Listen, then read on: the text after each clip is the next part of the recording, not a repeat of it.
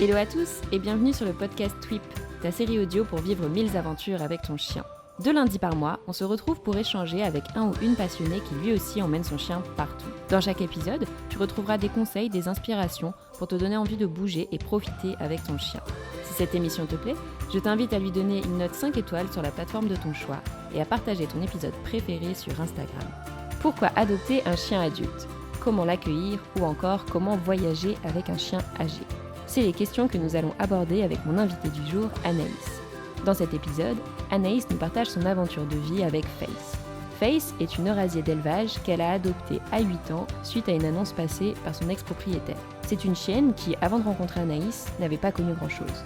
À force de patience, d'observation et de beaucoup d'amour, elles ont toutes les deux noué une relation de confiance qui leur permettent de vivre une vie riche et sereine. J'espère que cet épisode te plaira et je te souhaite une excellente écoute.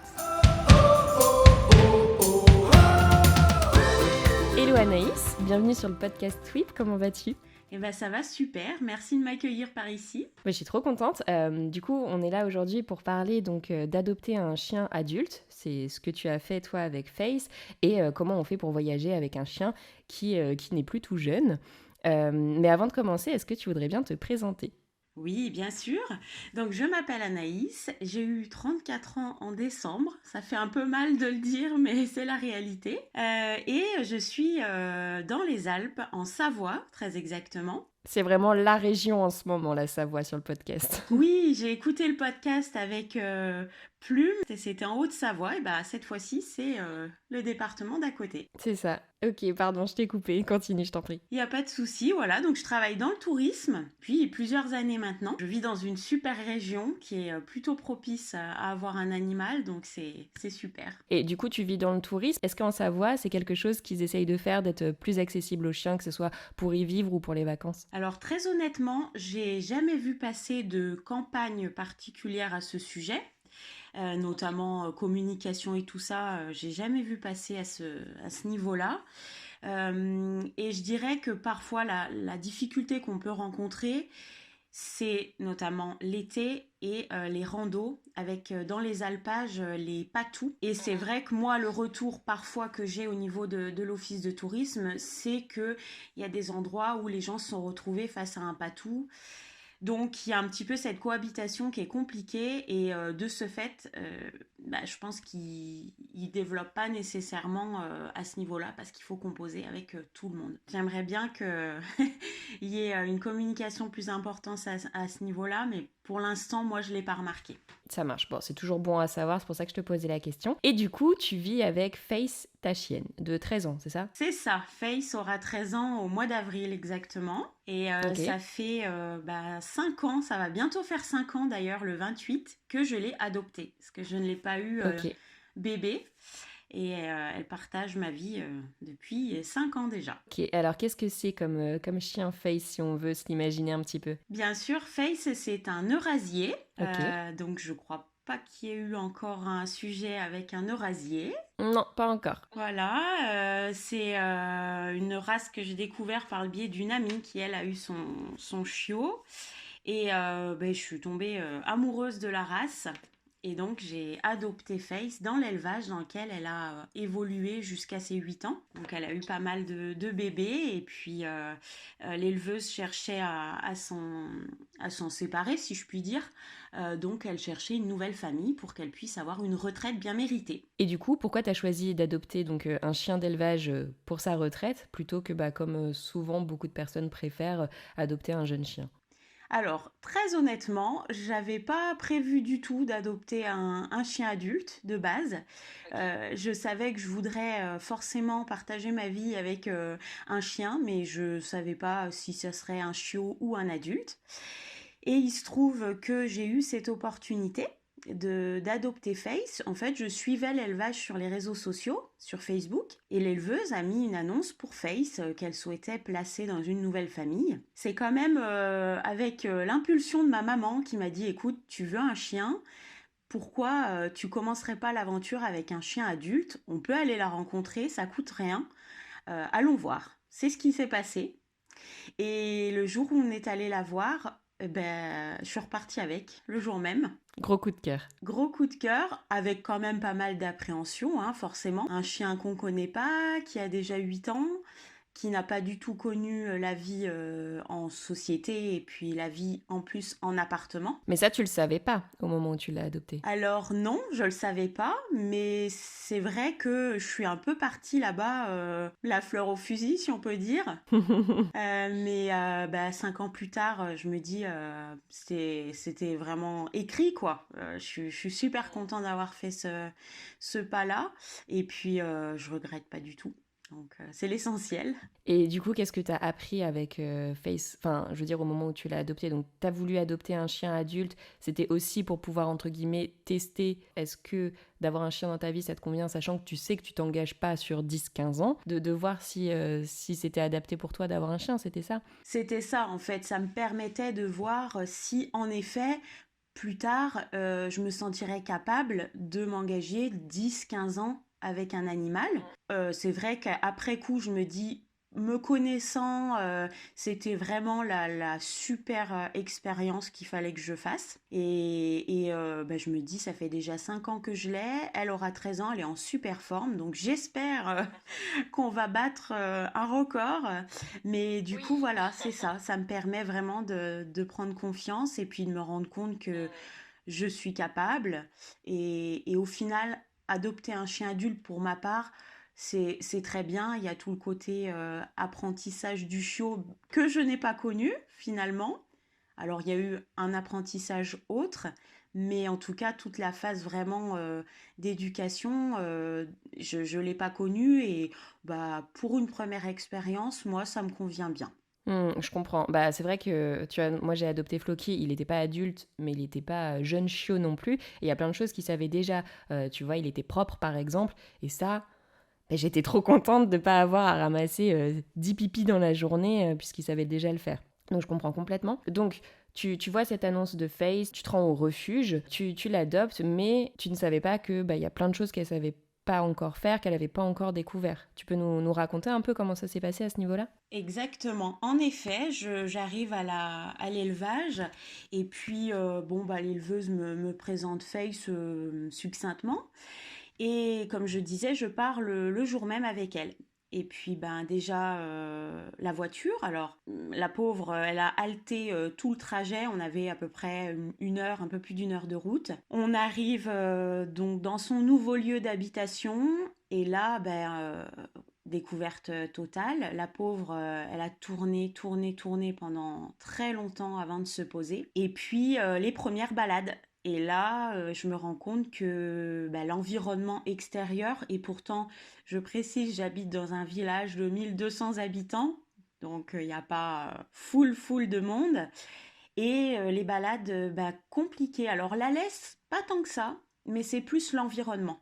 Et là, je me dis, ok, donc en fait, j'ai l'impression qu'elle est pas beaucoup sortie. Tout ce qui était voiture, les cars, les véhicules motorisés, hein, finalement, vraiment, tu la sentais complètement apeurée.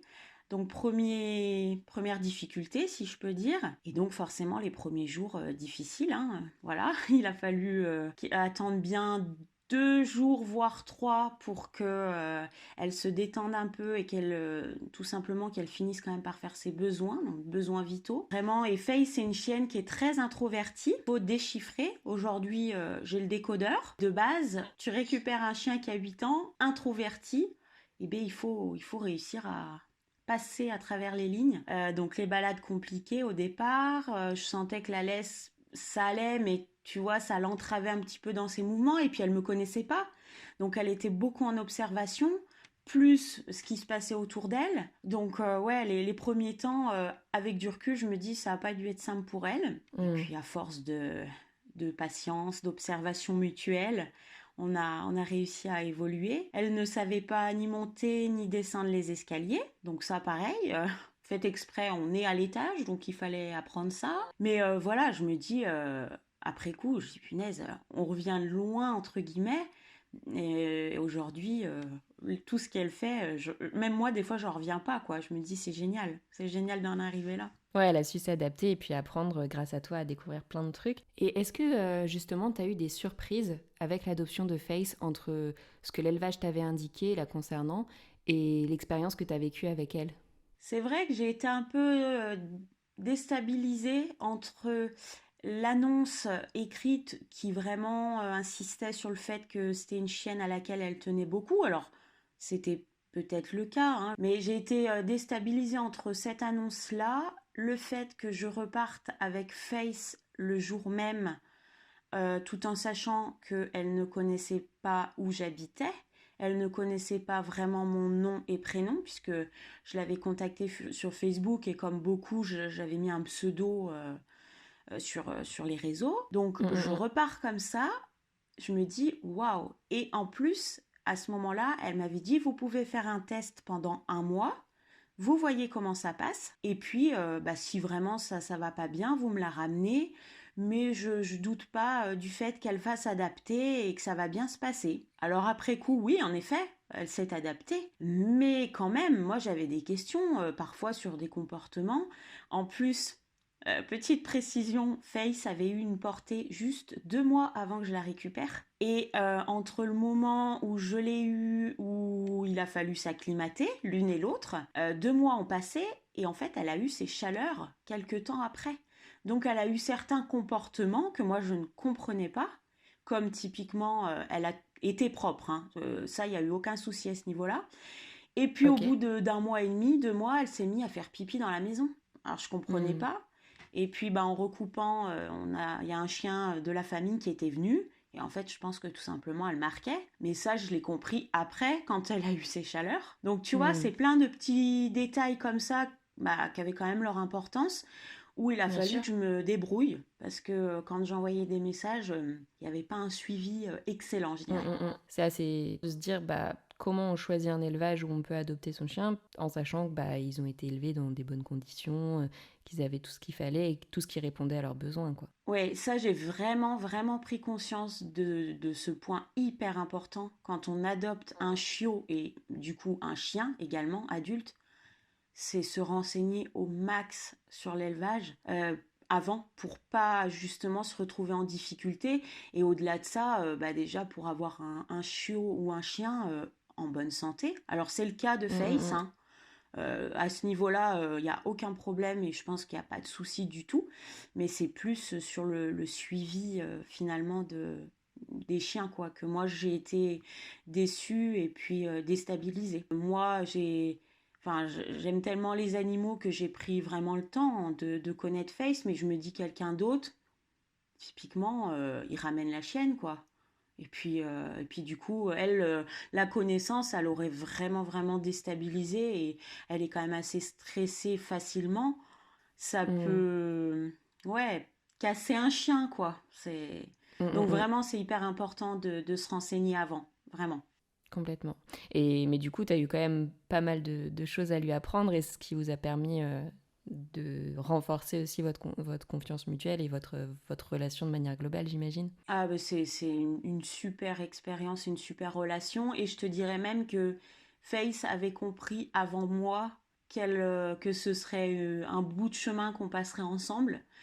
Parce que je Mhm. me souviens, au bout, j'avais tout noté, tu sais, comme un peu un carnet de suivi pour un bébé. Bah, moi, j'ai fait pareil avec mon chien. J'avais noté qu'au bout d'une petite semaine, quand je rentrais du travail, elle commençait à faire la fête. En fait, je me dis, ah oui, elle avait compris avant moi qu'elle resterait, quoi. Ouais, une belle relation qu'on a construite, qu'on continue à construire. Parce que je pense que c'est tout au long de la vie du chien qu'on Ah oui, construit la complètement. relation. Euh, Est-ce que tu aurais des conseils à partager aux personnes qui aimeraient aussi adopter un chien adulte? Alors, le premier truc pour moi, ce serait déjà la patience, se laisser le temps de s'apprivoiser mutuellement. C'est beaucoup d'observation, comme je disais juste avant, d'observation mutuelle, parce que le chien, forcément, quand il va arriver, il va passer pas mal de temps à observer. Et nous, en tant qu'humains, on a aussi cette responsabilité-là. beaucoup de douceur. Dans le cas de Face, il fallait vraiment pas la brusquer, y aller très très doucement dans la parole, etc. Et en fait, c'est un petit peu, je pense que tu l'as peut-être vu passer un peu partout, c'est la règle des 3 tiers. C'est 3 jours pour comprendre et décompresser. Donc Face, bah, comme je t'expliquais, elle a eu besoin de au moins 2-3 jours avant de se détendre et pouvoir manger et puis faire ses besoins. Donc c'est voilà, 3 jours pour comprendre et décompresser. 3 semaines pour intégrer notre routine. Et c'est tout à fait ça. C'est vraiment, tu sens qu'il t'observe en coin. Tu sais, il y a des moments où tu vois qu'il te regarde, tu dis bah oui, qu'est-ce qui se passe? Et en fait, tout simplement, je pense qu'il t'observe et regarde tes habitudes, comment tu t'organises tout simplement. Et 3 mois pour qu'il se sente chez lui. Et je trouve que Ok. c'est tout à fait ça. Donc, avoir conscience de ça, ne pas se décourager, parce qu'il y a peut-être des chiens qui auront plus ou moins de difficultés. Moi, Face, elle n'a jamais détruit, tu vois. Elle est très introvertie, donc c'est bien et mal. En tout cas, j'ai jamais eu de problème à ce niveau-là. Mais voilà, ne pas se décourager, se faire confiance et surtout pas hésiter à faire appel à quelqu'un si on a besoin d'aide. Un comportementaliste, un vétérinaire aussi. Moi, Face, par exemple, je lui avais donné des fleurs de bac. Pour la détendre? Voilà, ça l'a aidé. Ok. Et puis, voilà, clairement, se faire aider. Et puis, tout ce que j'ai dit juste avant, ça me semble des conseils de base. Et je pense que le point qui est intéressant à souligner, d'après l'expérience que tu as partagée, ne pas se décourager. Effectivement, tu as eu les retours de la vie qu'elle avait eue, etc., etc. Mais je pense qu'il y a plein de choses que tant que tu l'as pas avec toi, tu peux pas l'appréhender. Ses peurs, ses difficultés, les nouveautés, etc. Tu peux pas le savoir tant que tu l'as pas avec toi au final. Finalement, c'est vrai, se préparer à des choses auxquelles tu n'auras pas du tout pensé. Et du Mm. coup, savoir s'adapter et prendre le temps de comprendre son chien. Alors Mm. oui, c'est vrai que ça demande une forte implication. Ça, faut Mm. quand même bien en avoir conscience. Maintenant, derrière, ils te le rendent tellement. Enfin, ça vaut vraiment le coup de se battre et de se lancer, franchement, hein. Ah, je te rejoins complètement là-dessus. Enfin, j'ai jamais adopté de chien adulte comme je te le disais tout à l'heure, mais on a gardé en fait un chien adulte pendant un mois et demi. Et pareil, on a découvert en gardant ce chien qu'il y a plein de choses qu'il ne connaissait pas. Les très longues balades, il connaissait pas, pourtant c'était un gros chien. Monter les escaliers, il connaissait pas, il avait peur de traverser des ruisseaux, etc., alors qu'il avait 6 ans. Mais quand il a suffisamment confiance en toi pour faire ce que tu lui montres, etc., enfin, t'as une sensation de gratitude et ça renforce tellement les liens que tu peux avoir avec lui que enfin, ça vaut tout l'or du monde, quoi, si je peux dire. Si le chien sent que toi, tu as confiance, il va se reposer sur toi. Hum, hum, Et hum. du coup, la relation, elle se construit aussi de cette manière.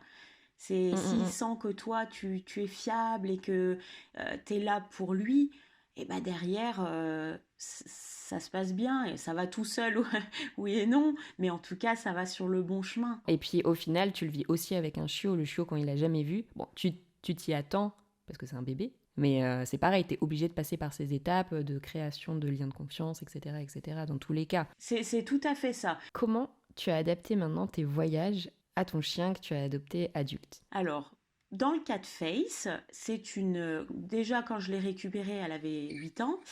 Elle était déjà sur son petit rythme de mémère. Donc forcément, ça a conditionné déjà pas mal de choses. Le choix de la destination, qui est hyper important.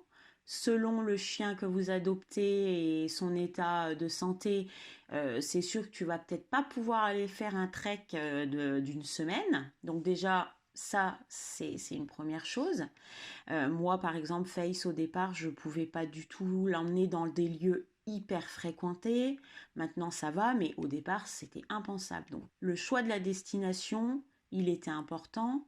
C'était trouver un environnement sur place qui était sécurisant, Ok. avec une facilité d'accès aux espaces verts, puisque comme beaucoup, je pense qu'ils ont besoin d'espaces verts pour pouvoir être un peu à l'aise et se libérer facilement. Ensuite, pour un chien qui est âgé, c'est la période de l'année. Par exemple, en plein été, c'est impensable. Déjà, tous les chiens, hein, clairement, quand il fait 40, Jeune ou pas jeune, je pense que c'est le même combat, mais encore plus Mm. sur un chien âgé. Face qui est quand même bien fournie en poils.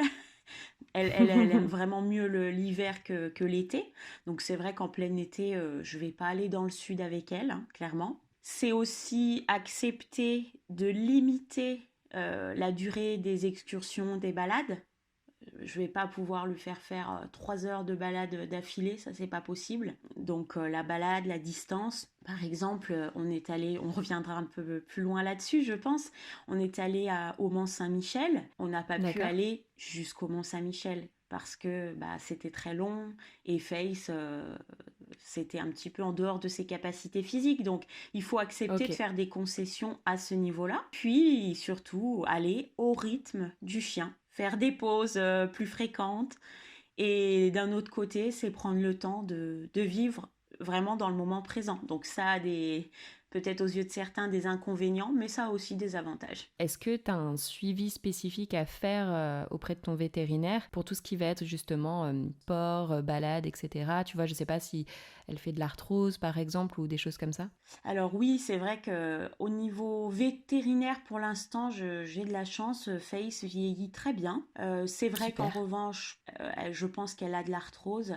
Donc c'est des séances ostéo 2 fois par an pour l'instant. Peut-être qu'on en fera plus à l'avenir, mais c'est un suivi qui lui fait énormément de bien et qui pour moi est primordial, hein, clairement. Même sur un chien plus jeune, je pense que si on peut, c'est bien de prévoir ça dans le budget. Et voilà, sur un chien adulte, c'est vital presque, hein. Elle a eu sa petite séance d'ostéo avant de partir en vacances en septembre.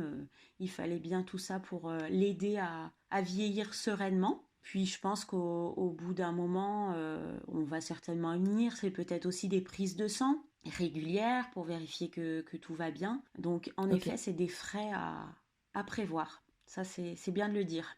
Et est-ce que tu voudrais nous partager quel voyage t'as déjà fait avec Face? Alors, les voyages, on est resté en France, hein. Pour l'instant, il faut dire qu'il y a quand même déjà de quoi faire en France. Il y a de quoi faire en France, tout à fait. Le tout premier voyage qu'on a fait, c'est l'année de son adoption en 2018. Elle est allée dans le sud de la France, à Palavas exactement. Au moment où on y est allé, je crois que c'était encore un peu une période où les chiens sur le sable, enfin sur la plage, n'étaient pas autorisés. Bon, mais le soir, on lui a fait quand même fouler le sable, en sachant que c'est un peu une duchesse, hein. Elle, dès que le terrain est pas très stable, tu sens que ça l'incommode, donc dommage que vous n'ayez pas la vidéo, mais ça vaut quand même des points quand tu la vois faire. Tout premier séjour, c'était Palavas. Alors, c'était vraiment farniente, donc on n'a pas découvert forcément des trucs de fou, mais en tout cas, voilà, ça a été le premier séjour. Ensuite, on est parti dans le Jura. Donc là, Ok. c'était un des coups de cœur qu'on a eu, qui est hyper accessible pour info aux animaux, et D'accord. notamment aux chiens âgés, parce qu'il y a pas beaucoup de dénivelé. Enfin, il y a facilement des balades accessibles sans trop de dénivelé. Il y a Ok. certainement de quoi faire pour les gens beaucoup plus sportifs et avec des chiens jeunes. Mais en tout cas, moi, dans mon expérience, il y a des choses vraiment super accessibles. On était dans le Haut-Jura, pour information, à Prénovelle, exactement. En fait, il y a ce qu'on appelle la tourbière. Alors, j'espère que je ne vais pas écorcher le nom. La tourbière de Nanché ou Nanchaise. Ok. Dans tous les cas, on mettra ça en description, au moins il y aura juste à cliquer. Il y a des balades, pour ainsi dire, à plat. Et donc, super. Vraiment génial, génial. Il y a des lacs facilement accessibles, en sachant qu'on y est allé au mois de septembre. Donc clairement la période où tu vois c'est un petit peu plus creux et où tu peux facilement te balader avec ton chien autour des lacs. Oui, parce que comme tu le disais, tu essayes de privilégier les périodes hors saison, histoire de croiser moins de monde et que ça soit plus calme pour Face. C'est ça. Oh, et pour toi aussi, j'imagine. Oui, oui, oui, oui. Faut bien préciser que moi, je vois beaucoup de monde dans mon travail, donc en dehors des périodes de forte affluence, j'aime bien retrouver le calme. C'est vrai que je privilégie ce qu'on appelle les ailes de saison, hein. Donc septembre, en général, c'est bien le mois où on part en vacances. Et Ok. puis pour le côté aussi où on sort de l'été, où normalement il fait moins chaud. Ok. Donc le Jura a été une très très belle expérience, Il y a beaucoup de lacs. Il y a des petits villages aussi très typiques où on est allé, comme Château Chalon. On est allé à Ok. Baume-les-Messieurs aussi. Avec son chien, c'est vraiment possible de le faire. Après, voilà, à adapter selon les périodes de l'année, hein. Clairement, tu y vas en plein été, c'est bondé de monde. Mais sur septembre, c'était vraiment top. Et là, le séjour le plus récent qu'on ait fait, c'était en Bretagne, en septembre donc 2022. Et là, moi, j'ai adoré la Bretagne. Il y a beaucoup, beaucoup de sentiers côtiers. Alors là, ceux qui viennent du bord de mer vont peut-être me reprendre sur les termes. Je pense que tu peux faire des voyages magnifiques, enfin en itinérance.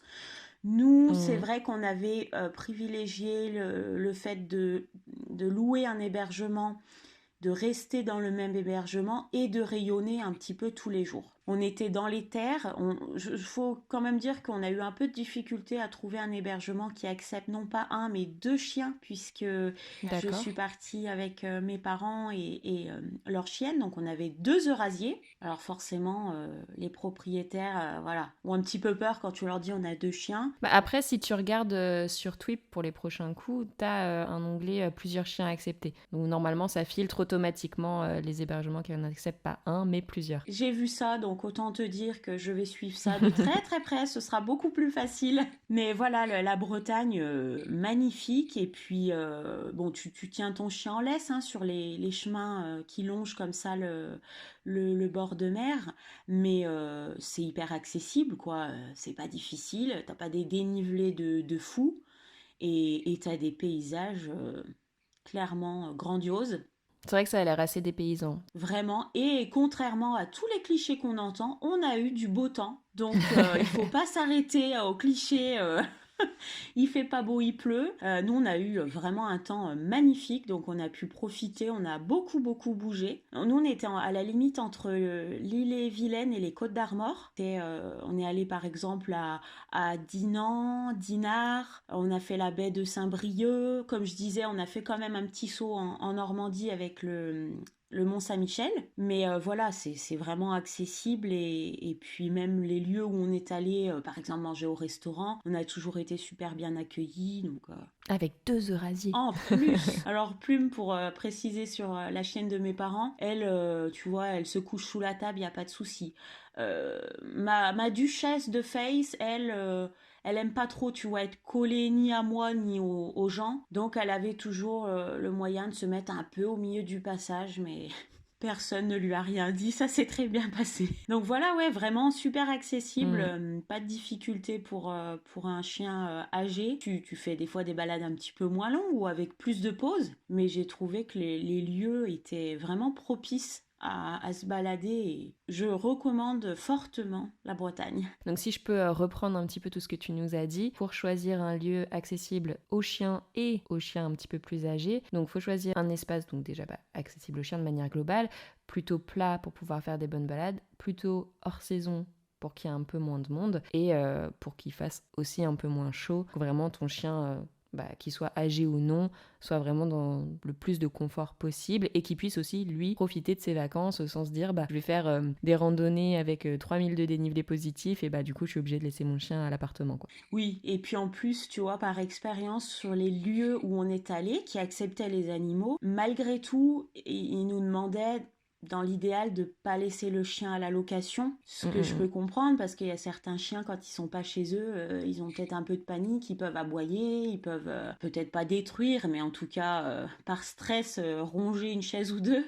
Ou en tout cas, il faut connaître son chien avant de le laisser dans un endroit qu'il connaît pas. Ben, c'est ça, c'est être respectueux des lieux, parce que je me dis que s'il y a des gens qui n'acceptent pas les chiens, malheureusement, c'est peut-être parce qu'il y a eu des mauvaises expériences aussi, hein. En effet, c'est bien se renseigner et puis avoir conscience de tout ça. Et je pense que si on part en vacances avec son chien, c'est qu'on a envie de partager des moments avec eux et pas Tout à forcément les fait. laisser à la location tout le temps. Et il y a d'autres endroits coup de cœur comme ça que tu as partagé entre le Jura et la Bretagne? Alors, en dehors de ces deux voyages, on est allé un petit peu moins loin, parce que je rappelle, comme nous on est en Savoie, ça nous fait quand même de la route, hein.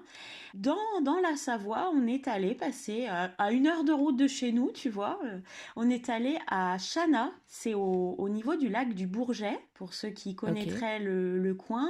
Il y a Aix-les-Bains. Pour ceux qui connaissent pas, je vous invite à regarder. C'est un magnifique lac. Et donc, en l'occurrence, on est allé à Chana quelques jours. C'était vraiment accessible aussi, franchement, pas de difficulté. Encore une fois, hein, je pense qu'il y a des randos que vous pouvez faire en hauteur, au-dessus du lac, pour ceux qui souhaiteraient faire un petit peu plus de dénivelé. Il y a largement de quoi faire. Mais nous, on est allé vraiment faire les touristes. Et Faye a pris pour la première fois de sa vie le bateau. On a fait Ok. un petit tour sur le lac du Bourget. Et donc, pour info, je retrouverai la compagnie, mais ils acceptaient les animaux sans problème, même avec grand plaisir. Et Faye a pris pour la première fois le bateau. Non, mais vraiment à l'aise, même couché au milieu du passage, les gens devaient l'enjamber. Alors, je précise, il y avait quasiment personne dans le bateau à ce moment-là, et ça n'a pas dérangé, hein, je me crois pas chez moi partout, je suis quand même respectueuse. Mais voilà, hyper à l'aise et si ça peut aussi encourager certaines personnes sur l'adoption d'un chien adulte, c'est possible de faire pas mal de choses et de leur faire découvrir des nouveautés, même encore là récemment, hein, je parle de ça, D'accord. c'était l'année dernière. Donc pour la première fois, elle a pris le bateau sans problème. Oui, comme quoi maintenant, à force d'avoir découvert des choses avec toi et d'avoir renforcé votre relation, enfin, elle a vraiment une totale confiance et elle te suit sans problème, Ah quoi. ouais, c'est tellement agréable, je te jure. Même, tu vois, tu vas au restaurant avec elle, elle est allongée, tu sens qu'elle est à l'aise.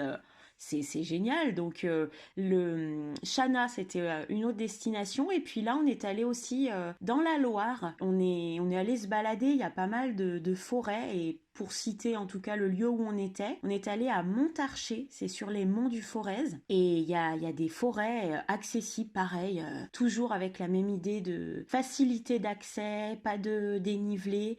Et puis on y est allé à l'automne en plus, donc les paysages, tu sais, avec les feuilles de toutes les couleurs, c'était vraiment top. Donc il y a plein de lieux comme ça, et parfois pas loin de chez nous, qu'on aurait tendance à oublier. Et je vous encourage fortement à regarder des fois à 1, 2 heures de chez nous. Bah, il y a des lieux magnifiques, quoi. C'est clair, je suis totalement d'accord là-dessus. Bah, par exemple, en Essonne, on trouvait qu'il n'y avait pas grand-chose à faire.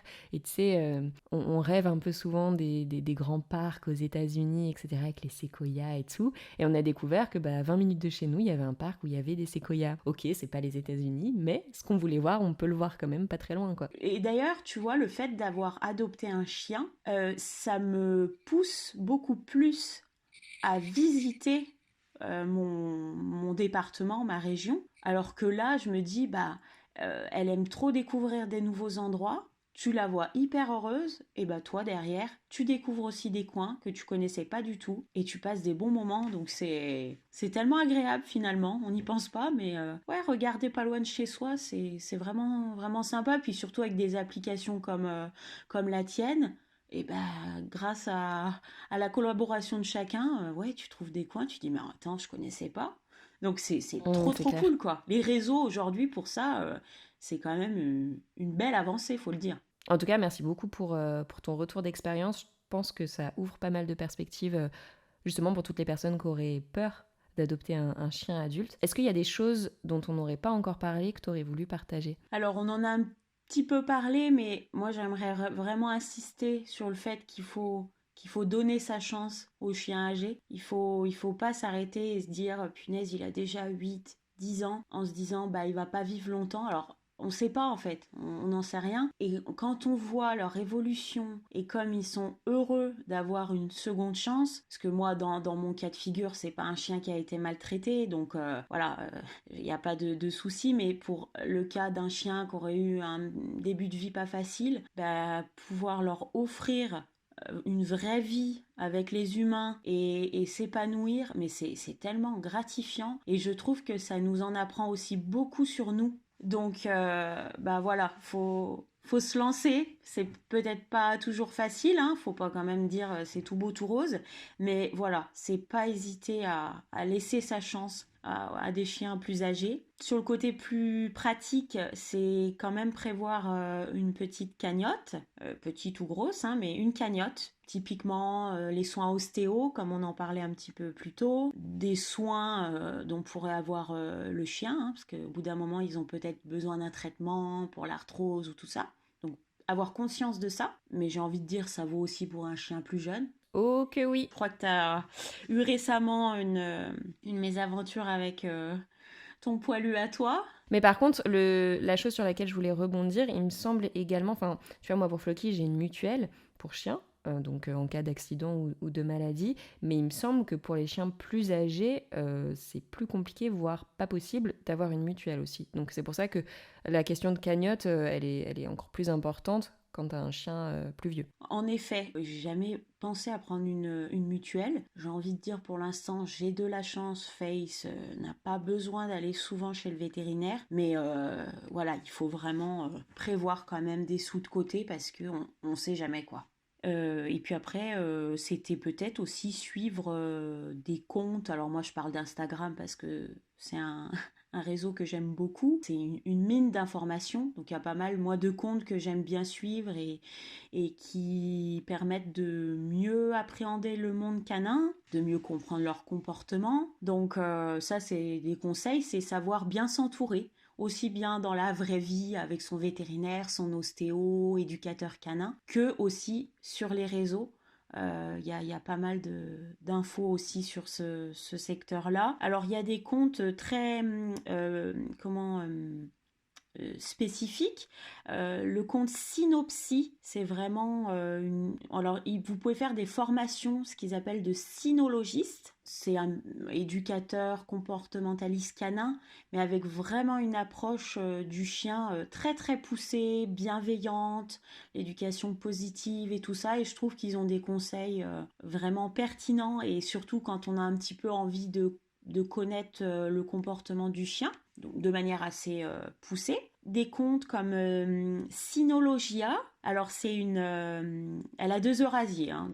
J'ai suivi pas mal de comptes en lien avec la race de Face pour vraiment me renseigner sur la race, parce que je pense qu'il y a des spécificités pour chaque race qu'il faut connaître et pour pas être trop déstabilisé. Donc, le compte de Cynologia en fait partie. Et au-delà de ça, Ok. elle avait fait une formation avec Synopsy. Donc, avec cette approche, comme je disais, très bienveillante. Donc, de temps en temps, elle prodigue des conseils, elle fait des articles. Je crois qu'elle a un blog ou à défaut un site.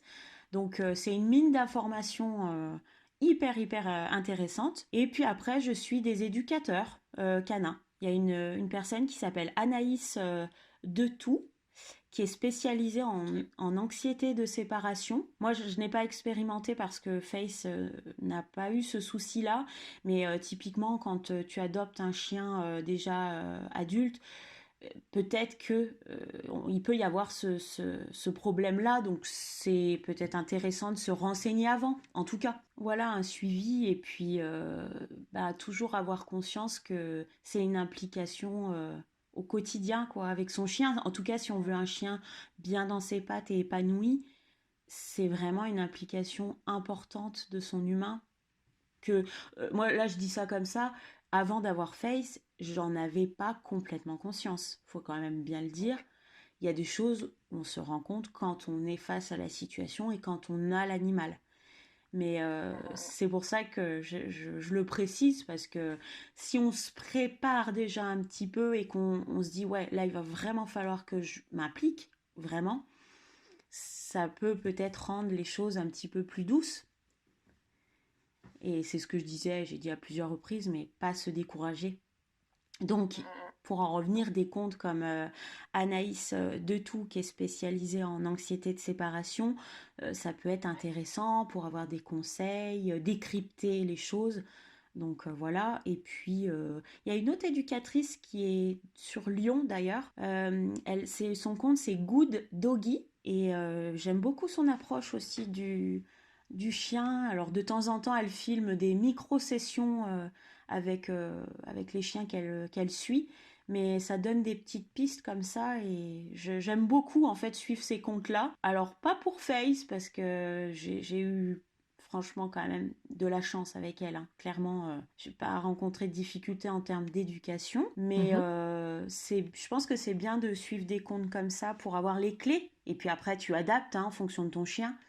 Mais voilà, ça, c'est un conseil que je pourrais donner, c'est se renseigner avant sur un petit peu toutes les différentes facettes de l'animal pour avoir les armes pour vivre pleinement et sereinement la relation avec son animal. Bah, merci beaucoup pour tous ces partages. Encore une fois, je le mettrai en description. Si jamais les personnes qui nous écoutent aimeraient te poser des questions plus spécifiques, est-ce qu'elles peuvent te contacter quelque part? Avec grand plaisir. Sur Instagram hein, notamment, c'est Take It Easy. C'est un petit jeu de mots sur la chanson de Mika, Take It Easy. Et en fait, à l'époque, j'avais mis ce pseudo-là parce que c'était un petit peu la traduction qu'on pourrait en faire, c'est allez, prends la vie du bon côté, relax. D'ailleurs, c'est relax, take it easy. Donc voilà, moi j'avais mis ça pour take it ici pour les différents lieux que je peux visiter. Donc bien évidemment, avec grand plaisir pour échanger à ce sujet. Si je peux aider avec ma modeste expérience, ce sera sans problème. Bah, merci beaucoup Anaïs, c'était super inspirant et chouette de discuter avec toi. Et bah, je te dis à très bientôt. Un grand merci à toi, à très bientôt. Merci beaucoup d'avoir écouté cet épisode jusqu'au bout, ça me fait très plaisir. J'espère qu'il t'a plu et si c'est le cas, n'hésite pas à laisser une note 5 étoiles sur la plateforme de ton choix. Si tu découvres Twip en même temps que cet épisode, Twip, T-W-I-P, est une application dog-friendly qui te permet de découvrir plein de spots accessibles aux chiens en France et ailleurs. Tu peux la télécharger sur le store de ton choix, dès maintenant elle est 100% gratuite. On propose également un guide de voyage pour avoir toutes les astuces pour emmener son chien facilement avec soi que tu retrouveras sur notre site internet www.twip-app.com. En attendant, nous on se retrouve sur l'Instagram de Twip pour faire connaissance et je vous dis à très bientôt.